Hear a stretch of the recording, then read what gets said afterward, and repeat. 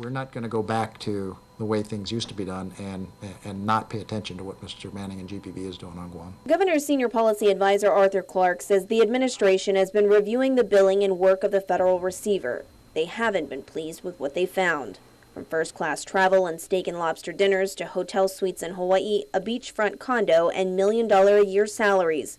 Clark says it's apparent there's been a lack of scrutiny. Whether it's the Attorney General's office or whether it's the court, I don't think that people have been scrutinizing. And now when the governor's office starts looking at the costs and starts attending the board meetings, all of a sudden there's a conspiracy. Well, there's no conspiracy here. There's tens to hundreds of millions of taxpayer dollars being spent. To suggest that the governor shouldn't be concerned about how that money is being spent is ridiculous. But officials aren't just concerned with what's been spent on the receiver, but also the significant changes in the estimations for consent decree projects and the Lads on landfill. GPB got it wrong, and they're off by a magnitude of 100%. And so that's kind of alarming in and of itself that they could be so far off in their estimates. And of course, the consequence now is the government of Guam and the people of Guam are going to have to pay for the difference. In fact, according to the receiver's reports filed with the district court up until 2012, Receiver Representative David Manning told the judge and the parties that the Lads on Landfill project was actually under budget, leaving a $38 million windfall. But a year later, the receiver reported for the first time that the government would be tens of millions of dollars short to close the Orta dump and fund additional projects. Manning has claimed that those projects, like the Darrow Road improvements and transfer station upgrades, were added by the government, but Clark clears the record. Rather than this being a request by DPW, it was actually the recommendation of Winsler and Kelly and GBB.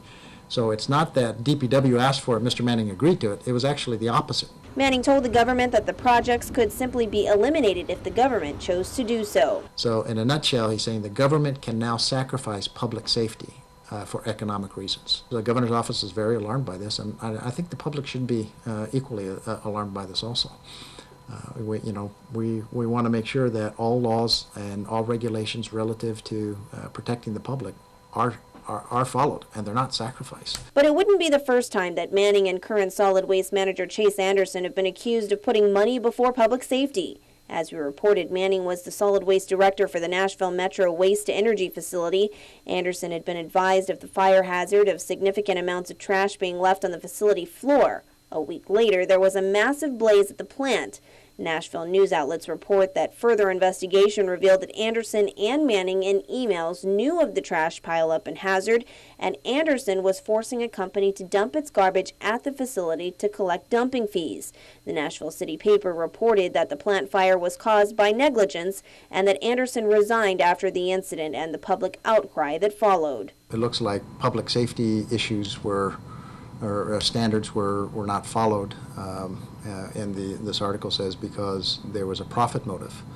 That causes me some concern. And Adelut vows to continue their scrutiny of the federal receiver as the costs keep piling up for Guam. Clark says they want answers and are hoping the court will require them from the receiver. We'd like to know, how does he go from a $40 million estimate to an $80 million requirement? I'd like him to answer what changed as far as the necessary safety requirements for these additional projects. Why are they no longer apparently necessary? Reporting for Guam's News Network, I'm Mindy Egan.